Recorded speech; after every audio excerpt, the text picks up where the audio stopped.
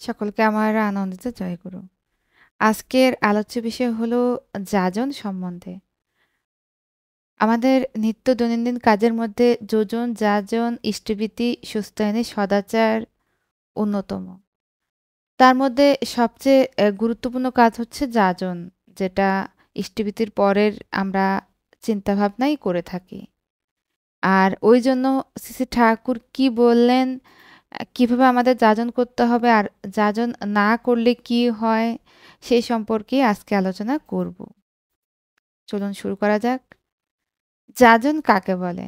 শ্রী শ্রী ঠাকুর এই সম্পর্কে বলেছেন, যাজন মানেই হচ্ছে মানুষের সংসর্গে গিয়ে বাক্যে, আচারে, ব্যবহারে, সহচর্যে ও সাহায্যে বাস্তবকরণের ভিতর দিয়ে নিজের ইষ্টপ্রাণতাকে সেবাপটু দক্ষতার অনুপ্রাণনে এমনতরভাবে তাদের ভিতর চারিয়ে দেওয়া, যাতে তারা তোমার ইষ্টপ্রাণতায় আকৃষ্ট, উদ্বুদ্ধ ও অনুরঞ্জিত হয়ে তোমার ইষ্টে এমনতর অটুট ও আপ্রাণভাবে যুক্ত ও অনুরক্ত হয়ে ওঠে, যার ফলে সত্য, শ্রদ্ধা ও ভক্তির উচ্চারণে, তার পূজায়, যজ্ঞে, দানে, তৎসঙ্গমে, অস্থিবৃদ্ধির অমৃত কিষ্টিতে সহজে আলিঙ্গনে নিরন্তর হয়ে ওঠে। শ্রী শ্রী ঠাকুর এখানে আমাদেরকে বলেই দিলেন যাজন মানে কি। আচ্ছা, যাজন না করে শুধু নাম ধ্যান করলে কি হয়? কথা প্রসঙ্গে একজন শ্রী শ্রী ঠাকুরকে জিজ্ঞাসা করলেন। অনেকেই শুধু নাম ধ্যান করতে ভালোবাসেন, মানুষের সঙ্গে মিশে যাজন করতে চান না। এটা কেমন? এতে কি হয়? শ্রী শ্রী ঠাকুর বললেন, টেম্পারমেন্ট, মেজাজ এক একজনের এক এক রকম, তাতে বলার কি আছে। তবে ধাক্কা খেয়ে মানুষ যদি ঠিক থাকতে পারে তবে বোঝা যায় ঈশিত এসেছে। আবার ওভাবে হবে না যে, তাও বলা যায় না। কতজন হয়তো বনে জঙ্গলে গিয়ে আত্মবিশ্লেষণে, নাম ধ্যানে নিজেকে কোনোভাবে নিয়ন্ত্রিত করে, তবে এতে অধ্যয়ন হয়, অধ্যাপনা হয় না। আলোচনা প্রসঙ্গ থেকে একজন দাদা যাজন করছেন। যাকে যাজন করা হচ্ছে তিনি ভয়ানক বিরক্ত হচ্ছেন। আপনারা যাজন করছেন কেন? এত যাজনের প্রয়োজনই বা কি? দীক্ষার প্রয়োজন হচ্ছে কেন? উত্তরে যাজক দাদা বলছেন, আমার মেয়ে বড় হয়েছে, আপনার যুবক ছেলে, আপনি কি গ্যারান্টি দিতে পারবেন ওই ছেলে আমার মেয়ের পিছনে দৌড়াবে না? আপনার এবং আপনার পরিবারের দ্বারা সমাজের কোনো ক্ষতি হবে না লিখে দিতে পারেন? যখন কোনো গ্যারান্টি দিতে পারছেন না, তাহলে আমি বারবার যাজন করে যাব আমার ও আমার পরিবারের রক্ষার জন্য। যাজন করি নিজের তাগিদেই, যাজন করি, ইষ্টভীতি করি, সব নিজের তাগিদেই। যজন করি, প্রার্থনা করি, নাম ধ্যান করা, এ সবই নিজেকে ঠিক রাখার জন্য, গুরুর জন্য নয়। এগুলো করলে নিজেকেই সুস্থ, স্বস্থ ও আনন্দিত রাখা যায়। পরম পূজ্যপাদ শ্রী শ্রী আচার্যদেব আলোচনা প্রসঙ্গে এই যাজনটি করেছিলেন। পরম প্রেমময় শ্রী শ্রী ঠাকুরকে বিপিনদা জিজ্ঞেস করলেন, আমরা যদি যজন ও ইষ্টভীতি ভালো করে করি আর তো যাজন নিয়মিত না করি, তাহলে কি দোষ হয়? শ্রী শ্রী ঠাকুর বললেন, যাজন না করলে ইষ্ট উপভোগী স্থবির হয়ে ওঠে। যজন যাজনকে সাহায্য করে, যাজন যজনকে সাহায্য করে। একটার অভাবে আরেকটা খাটো হয়ে পড়ে। আর যাজনের ভিতর দিয়ে পরিবেশকে যদি ধর্মমুখী করে না তোলো, তোমারও ধর্ম টিকবে না। পরিবেশ আমাদের জীবনের একটা প্রধান অঙ্গ। এই পরিবেশ সম্বন্ধে আমরা যেদিন থেকে উদাসীন হয়েছি, সেদিন থেকেই আমরা অনেকখানি ধর্মভ্রষ্ট হয়েছি। তাই আমরা আজ মনে করি ব্যক্তিগতভাবে জপ ধ্যান করলেই ধর্ম করা হলো, তার সঙ্গে সমাজ, রাষ্ট্র, বিশ্বের সঙ্গে আবার সম্পর্ক কি? কিন্তু সর্বত্রভাবে বাঁচাবাড়াই যদি ধর্ম হয়, তবে সে ধর্ম পরিবেশকেও বাদ দিয়ে কিছুতেই হবে না। আর ধর্মের সঙ্গে মানুষের সর্বাঙ্গীন জীবন বৃদ্ধির যদি কোনো সম্পর্ক না থাকে, তবে সে ধর্মের সঙ্গে মানুষেরই কোনো সম্পর্ক নেই। কাজকর্ম সম্বন্ধে কথা উঠল। শ্রী ঠাকুর বললেন, ইন্ডিভিজুয়াল যাজনের উপর দিয়ে যত যাজন করা হয় ততই ভালো। বেশি হইচই করা ভালো নয়। লেগে বেঁধে এখনই কয়েক লক্ষ লোক দীক্ষিত করে তোলা লাগে। এতটুকু যদি ম্যাটেরিয়ালাইজ বাস্তবায়িত করতে না পারি, তাহলে কী বা আমাদের মেঘদ্বার, আর কী বা আমরা পেতে পারি?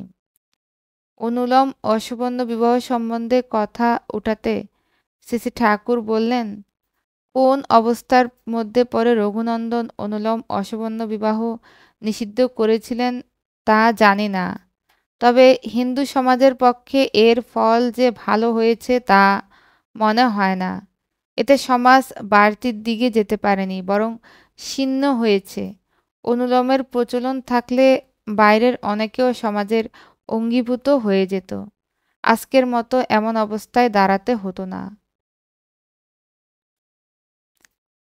একটি ভাই প্রশ্ন করল, যজন যাজন ইষ্টভীতি ঠিক ঠিক মানে কি? শ্রী ঠাকুর বললেন, যজন হলো to work out the order of the master, the love Lord. প্রভু যিনি, প্রিয় পরম যিনি, তার আদর্শে বাস্তবে মূর্ত করে তোলা। আর যাজন হলো to convince other for carrying out that order. অপরকে ওই আদেশ পালনে প্রত্যয়ী করে তোলা হচ্ছে যাজন। মানে ওই রকম আদেশ কেন হলো, তা পালন না করলে কি হয়, ইত্যাদি বিষয়ে মানুষকে কনভিন্স, বিশ্বাস উৎপাদন করা। আর ইষ্টভীতি হলো ডেইলি অফারিং, নিত্য উৎসর্গ, অবদান, যা সংগ্রহ করে ইষ্টকে নিবেদন করতে হয়। এটা হলো প্রাইম আর্টস অফ লাইফ, জীবনের প্রাথমিক সম্বেগ। এইগুলো করার ভিতর দিয়ে মহাবীতি যাতে যাতে হয়, সেগুলো এড়িয়ে চলা যায়। মহাভীতি মানে যদি মৃত্যু ভয় হয়, তাহলে নিষ্ঠা ভরে যজন যাজন ইষ্টভীতি করতে করতে আমি নির্ধারণ করতে পারি ক্লু টু দ্যাট, কি মরণের সূত্র, অর্থাৎ কি কি কারণে মৃত্যু বা বিনাশ আসে, তাই সূত্র দীপরক্ষী। যজন যাজন ইষ্টভীতি করলে কি মৃত্যু ভয় দূরীভূত হয়? শ্রী ঠাকুরকে জিজ্ঞেস করা হলো। শ্রী ঠাকুর বললেন, ওই যে আছে, যজন যাজন ইষ্টভীতি করলে কাটে মহাভীতি। মহাভীতি মানে সকলে ধরে নেয় মৃত্যু ভয়, তাই ওখানে বদলায় কওয়া লাগবে নি বহুত ভীতি। যজন যাজন ইষ্টভীতি করলে কাটে বহুত ভীতি। মহাভীতি মানে বড় বড় বিপদ, বোমা পড়া টরা, এই সব অ্যাক্সিডেন্ট, দৈব দুর্ঘটনাগুলো কি এর মধ্যে পড়ে? শ্রী ঠাকুর সম্মতিসূচকভাবে মাথা নাড়লেন। সূত্র দীপরক্ষী। নতুন লোকের সঙ্গে আমরা কিভাবে যাজন করা উচিত? শ্রী ঠাকুর এই সম্বন্ধে বললেন, ভালোবাসা করবে, আলাপ করবে, বন্ধুত্ব করবে, ভাবসাব করে আপন করে নেবে, পরে তার রকম সকম ও প্রয়োজন বুঝে আপনজনের মতো বলবে, যাতে তার ভালোই লাগে। ইষ্টানুগ অকৃত্রিম ভালোবাসা এমন জিনিস যে তার স্পর্শে মানুষের রিগিডিটি, আড়ষ্টতা ও রেসিস্ট্যান্স, প্রতিরোধ প্রবণতা অনেকখানি শিথিল হয়ে পড়ে। আর ওই হলো মানুষের ভিতরে প্রবেশের পথ। শ্রী ঠাকুর কথা প্রসঙ্গে মৃগাঙ্ক দাকে বললেন, ঋত্বিকের দায়িত্ব গভর্নরের দায়িত্বের চাইতেও বেশি। ঋত্বিকেরা যদি জাগে, ঋত্বিকরা যদি তাদের করণীয় করে, তাহলে দেশ ও দুনিয়ার আর ভাবনা নাই। তবে অনেক ঋত্বিক লাগে, আর তাদের চরিত্র হওয়া চাই দেবতার মতন। সূত্র আলোচনা প্রসঙ্গ। আবার ক্ষেত্রদাস সিকদার নামে একজন শ্রী ঠাকুরকে জিজ্ঞেস করলেন, যাজন তো আমরা করি, কিন্তু মানুষ তো তেমন আকৃষ্ট হয় না। শ্রী ঠাকুর বললেন, ভাবগুলি ভালো করে মাথায় হজম করা লাগে ও চরিত্রে আয়ত্ত করা লাগে। আর সঙ্গে সঙ্গে এ কথাও স্মরণ রাখা দরকার যে যাজনটা হলো একটা সাইকোলজিক্যাল অপারেশন, মনোবিজ্ঞানসম্মত কর্ম। যেখানে যখন যাকে যেভাবে যে কথাটা যতটুকু বললে হয় ততটুকুই বলতে হবে, উপযুক্ত সেবা ব্যবহার ও অভিব্যক্তি সঙ্গতি নিয়ে। সঞ্চারণ অভিজ্ঞতা চাই। সঞ্চারণ অভিজ্ঞতা যার যত সুন্দর ও সলিল, সে ম্যাস জনতাকে তত ইনফিউজ প্রবুদ্ধ করতে পারে। কতগুলো বাহুল্য কথার আমদানি করলেই যে হবে তা কিন্তু নয়, তাতে অনেক সময় ফল উল্টো হয়। যাজন সংকেতের মধ্যে আমার যে কতগুলি দেওয়া আছে ওইগুলো অভ্যেসগত করে ফেলতে হয়। যাজন করার পর ভেবে দেখতে হয় ওই নির্দেশগুলো থেকে ব্যতিক্রম কতখানি হয়েছে। পরে যাজন করার সময় ওই জাতীয় ভুল যাতে না হয় সেই দিকেই লক্ষ্য রাখতে হয়। How to win friends and influence people, বন্ধুত্ব লাভের এবং লোককে প্রভাবিত করার উপায় বইখানি ভালো করে পড়তে হয়। ওই সব নির্দেশও আচরণগত করে ফেলতে হয়। প্রথমটা ভুল ত্রুটি হবেই, তাতে ঘাবড়াতে নেই। কড়া আত্মবিশ্লেষণ ও আত্মনিয়ন্ত্রণ ক্রমাগত চলতে চালাতে হবে, তবে জিনিসগুলো আয়ত্ত হয়।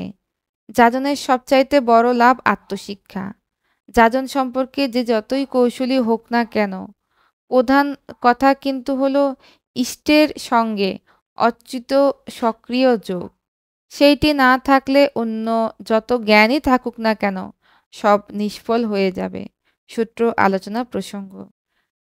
তাহলে আমরা এতক্ষণ যাজন সম্বন্ধে আলোচনা শুনলাম। পরমপ্রিয়ময় শ্রী ঠাকুর কি বললেন, তার আলোচনা প্রসঙ্গ, তার দিকরক্ষী, এছাড়া আর বিভিন্ন উৎস, তারপর পরম পূজ্যপাদ বর্তমান আচার্যদেব দাদা আমাদের কি বললেন সেটাও আমরা দেখলাম। তো এই থেকে এখন বর্তমানে যে আমাদের ডিপি ওয়ার্ক আর এই যাজন বলতে গেলে একই কথা। তো আমরা যদি ঠিকভাবে আমাদের এই ডিপি ওয়ার্কের দায়িত্বটা পালন করি, আমাদের একসাথে যাজনের কাজটাও হয়ে যাচ্ছে। প্রত্যেকের জন্য পরমপিতার রাতুল চরণে প্রার্থনা জানাই সকলের মঙ্গল হোক, পরমপিতা প্রত্যেককে মঙ্গলে রাখুক। এই নিবেদন করে আজকে আমার ইষ্টপ্রসঙ্গ এখানেই শেষ করছি। সকলকে আমার আনন্দিত জয় গুরু।